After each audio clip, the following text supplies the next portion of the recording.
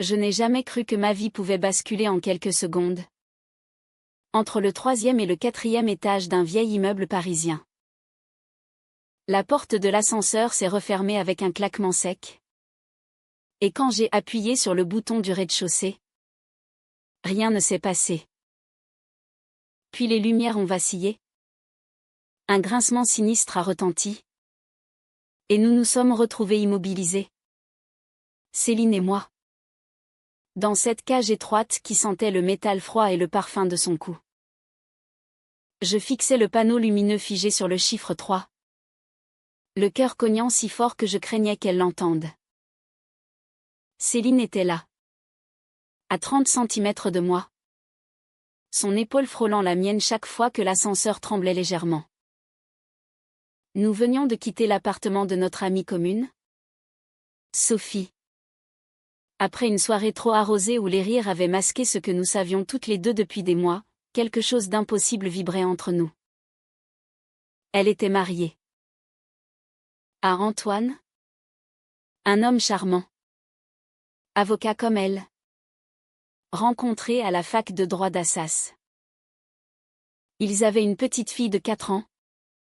Louise. Aux boucles blondes et au rire cristallin. Moi. Elina. J'étais la célibataire assumée. La graphiste indépendante qui vivait dans un atelier du Marais. Celle qui n'avait jamais voulu d'attache. Mais depuis le jour où Céline avait franchi la porte de mon studio pour me demander de redésigner son site professionnel, tout avait changé. Je me souviens encore de son premier regard. Pas professionnel. Trop long. Trop curieux. Elle avait posé son manteau sur le dossier de la chaise. Et j'avais remarqué la finesse de ses poignets.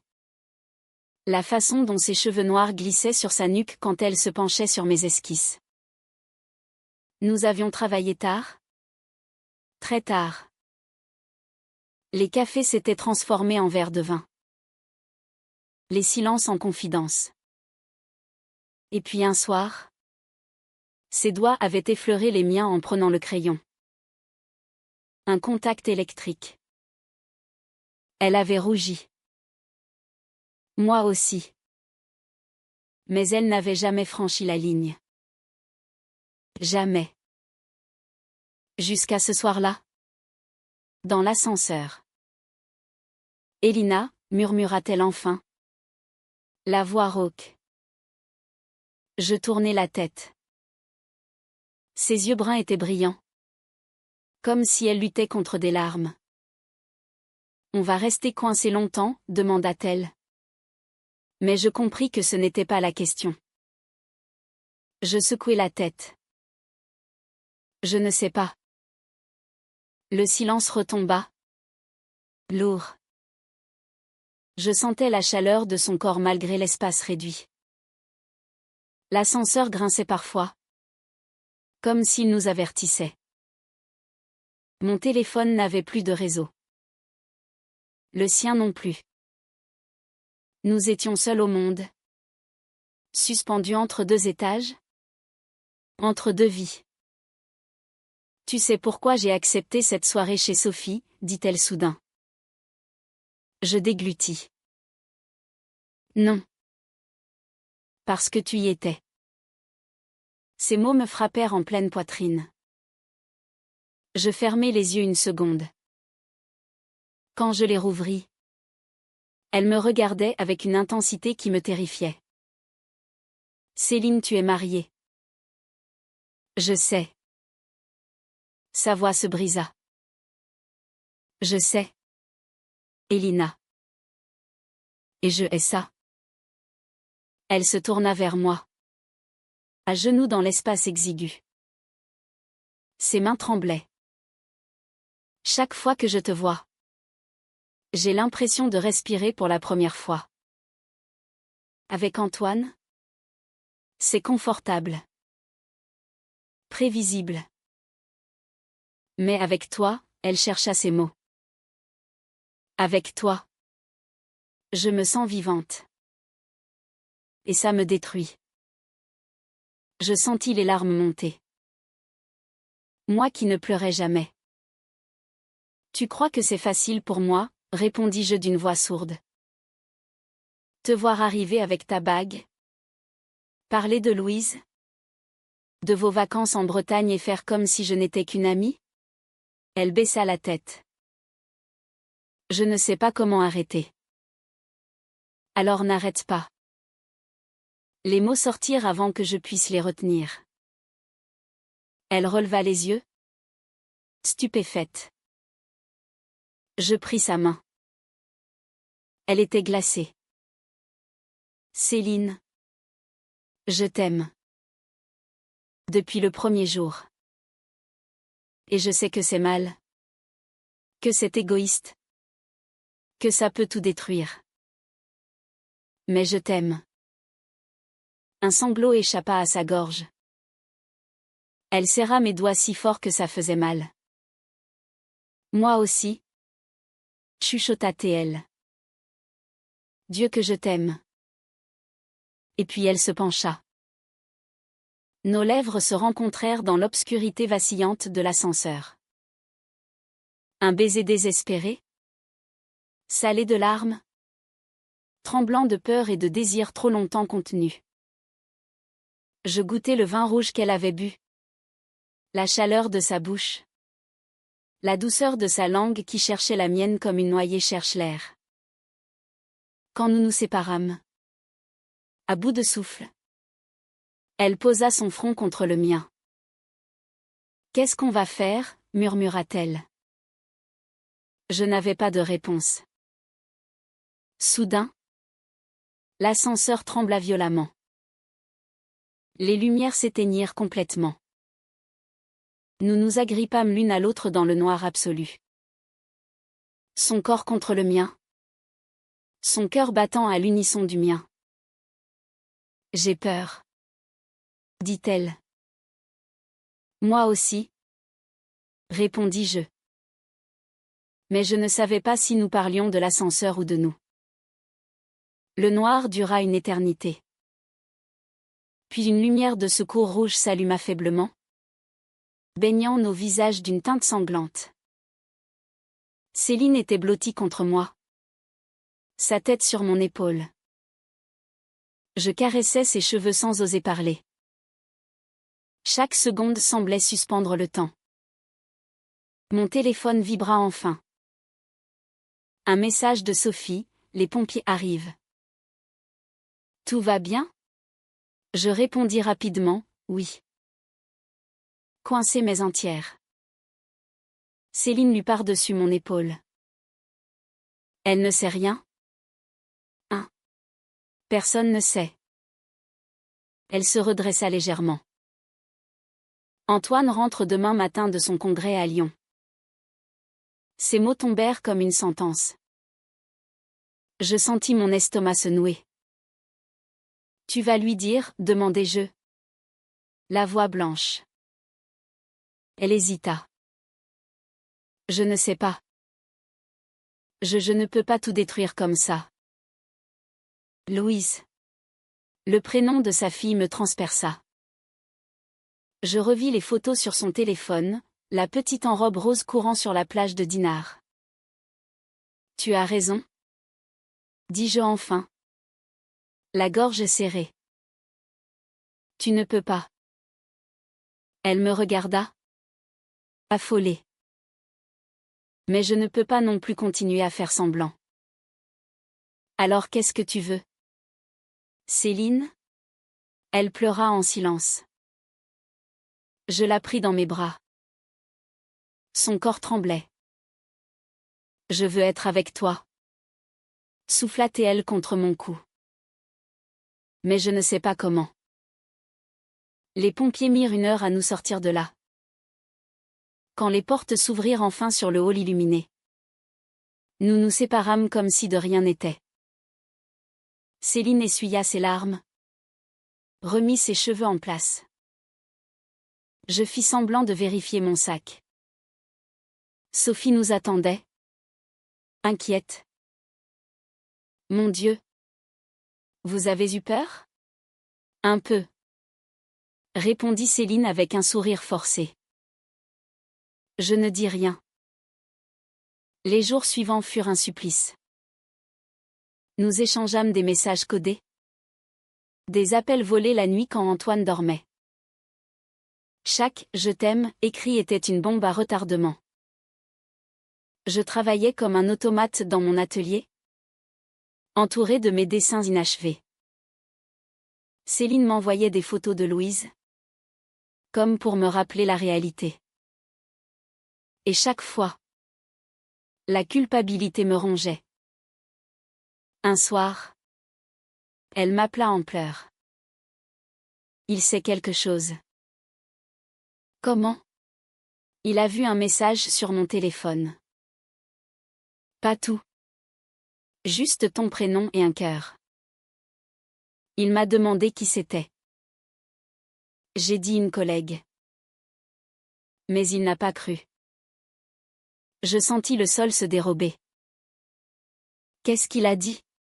Rien. Il est parti dormir dans le bureau. Le lendemain, elle annula notre rendez-vous secret au café près de Saint-Sulpice. Puis le surlendemain, les messages se firent rares. Je sombrai dans une angoisse sourde. Étais-je en train de la perdre? Avait-elle choisi la sécurité de son mariage? 2 semaines plus tard, elle apparut à ma porte à minuit, trempée par la pluie parisienne. Je n'en peux plus, dit-elle en entrant. Je lui ai tout avoué. Je restai figée. Tout. Que je t'aime. Que je suis amoureuse de toi depuis 2 ans. Que je ne sais plus qui je suis. Elle pleurait si fort que je la pris dans mes bras. Et lui? Il est parti chez sa mère avec Louise. Il m'a dit que j'étais égoïste. Que je détruisais notre famille. Je la serrai plus fort. Tu n'es pas égoïste. Tu es honnête. Mais je fais souffrir tout le monde. Sanglota-t-elle. Louise me demande pourquoi papa ne rentre pas. Nous passâmes la nuit ensemble. Enlacés sur mon lit. Sans dormir. Elle me raconta comment Antoine avait pleuré. Comment il avait demandé si elle l'avait jamais aimé vraiment. Elle avait répondu oui. Mais pas assez. Pas comme moi. Au petit matin, elle partit. Je dois aller voir Louise. Je la regardais s'éloigner sous la pluie. Le cœur en miettes. Les semaines suivantes furent un chaos émotionnel. Céline emménagea temporairement chez sa sœur à Montmartre. Antoine demanda une séparation à l'amiable, mais refusa le divorce immédiat, pour le bien de Louise. Ils alternaient la garde. Céline me rejoignait quand elle le pouvait. Mais chaque fois elle arrivait avec des cernes et des yeux rougis. Je tentais de la soutenir, mais la culpabilité me dévorait. J'étais celle qui avait tout fait basculer. Sans moi, elle serait encore dans son bel appartement de Passy, avec son mari et sa fille, à organiser des dîners entre amis. Un soir, elle arriva furieuse. Il veut me reprendre. Quoi? Il dit qu'il me pardonne.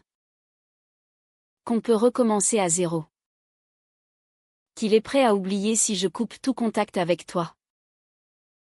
Je sentis une colère froide m'envahir. Et toi? Je ne sais pas.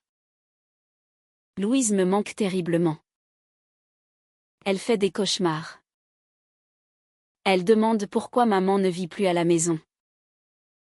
Je me levai. Tu vas retourner avec lui? Elina. Ne me force pas à choisir comme ça. Mais tu choisis déjà, criai-je malgré moi. Chaque fois que tu doutes, c'est lui que tu choisis. Elle pleura. Tu ne comprends pas. Être mère, c'est plus grand que moi. Et être toi? Être heureuse? Ça ne compte pas. Elle partit en claquant la porte. 3 jours sans nouvelles. Je crus devenir folle. Puis Sophie m'appela.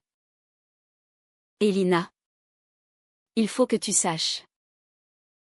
Céline est à l'hôpital. Mon sang se glaça. Quoi? Overdose médicamenteuse. Elle va bien. Mais elle a voulu en finir. Je courus à l'hôpital Saint-Antoine. Elle était pâle dans son lit. Un bracelet au poignet. Quand elle me vit, elle tourna la tête. Va-t'en, murmura-t-elle. Non. Je pris sa main. Céline. Regarde-moi. Elle pleura. Je suis un monstre. Je fais souffrir tout le monde. Louise. Antoine. Toi. Tu souffres toi aussi. Et tu as le droit de vivre. Antoine arriva 1 heure plus tard. Il me fusilla du regard. C'est à cause de vous. Je ne répondis pas. Céline serra ma main plus fort. Il sortit dans le couloir. Je l'y rejoignis. Monsieur. Je sais que vous me haïssez. Mais elle est en train de se détruire pour vous plaire. Et vous croyez que votre relation la sauve? Je crois qu'elle a besoin d'être aimée telle qu'elle est. Il me regarda longuement. Pour la première fois, je vis de la douleur dans ses yeux. Pas seulement de la colère. Je l'aime encore, dit-il enfin. Mais je vois qu'elle ne m'aime plus comme avant. Il partit sans un mot de plus. Céline sortit de l'hôpital 1 semaine plus tard. Elle vint directement chez moi. Nous ne parlâmes presque pas. Elle posa sa valise dans l'entrée et s'effondra dans mes bras. Les mois suivants furent une reconstruction lente. Antoine accepta le divorce. Ils vendirent l'appartement de Passy. Céline trouva un petit 2 pièces près du canal Saint-Martin pour être proche de Louise les semaines de garde. Mais la société n'était pas tendre. Les parents d'Antoine la traitaient de mère indigne. Certains amis communs prirent parti pour lui. Sophie. Pourtant, resta. L'amour n'est pas un crime, me dit-elle un jour. Céline commença une thérapie. Elle parlait beaucoup de sa peur d'avoir gâché la vie de Louise. Je l'écoutais des heures, impuissante face à sa culpabilité. Un soir d'automne, alors que nous marchions le long de la Seine, elle s'arrêta soudain. Elina, j'ai peur que tu te lasses. Que tu réalises un jour que je ne vaux pas tout ce chaos. Je la pris par les épaules. Céline. Regarde-moi. Je t'ai attendu 2 ans en silence. Je peux attendre encore. Toute la vie s'il le faut. Elle sourit pour la première fois depuis longtemps.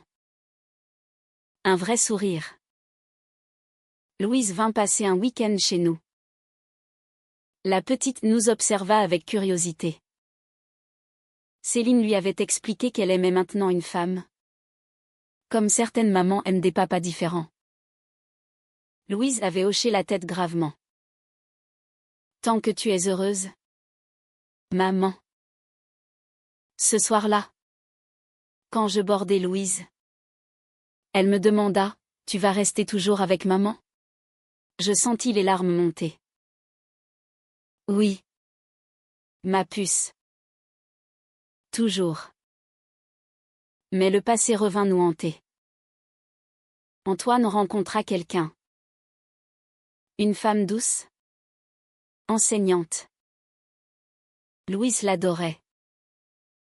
Et un jour, il demanda la garde principale, arguant que notre mode de vie perturbait l'enfant. Le procès fut un calvaire. Des experts. Des témoignages. Antoine pleura en disant qu'il voulait protéger sa fille. Céline trembla en défendant son droit d'aimer librement. Je fus appelée à la barre. Le juge me demanda si j'étais prête à assumer un rôle parental. Je répondis oui. Sans hésiter. Nous gagnâmes. De justesse. La garde alternée fut maintenue. Antoine accepta. Je crois qu'il comprit enfin que l'amour de Céline pour moi n'effaçait pas son amour pour Louise. 2 ans plus tard, un soir de décembre, nous nous retrouvâmes toutes les 3 dans l'ascenseur du vieil immeuble où tout avait commencé. Louise avait grandi. Elle avait maintenant 6 ans et demi. Elle appuya sur tous les boutons en riant. L'ascenseur grinça, trembla légèrement. Céline et moi échangeâmes un regard. Le même que cette nuit-là. Mais cette fois, nos mains étaient entrelacées ouvertement. Louise nous regarda. Pourquoi vous vous regardez comme ça? Céline sourit. Parce qu'on s'aime très fort. Je sais. Répondit la petite en haussant les épaules. C'est normal. Nous éclatâmes de rire. Un rire libérateur. Plus tard, chez nous, devant la cheminée, Céline posa sa tête sur mon épaule. Tu sais, parfois je repense à cette nuit dans l'ascenseur. J'ai cru que tout allait s'effondrer. Et tout s'est effondré, dis-je doucement. Pour mieux se reconstruire. Elle leva les yeux vers moi. Je n'ai aucun regret. Moi non plus. Louise dormait dans la chambre d'à côté. Antoine nous avait envoyé une photo de son nouveau bébé, né de sa nouvelle union.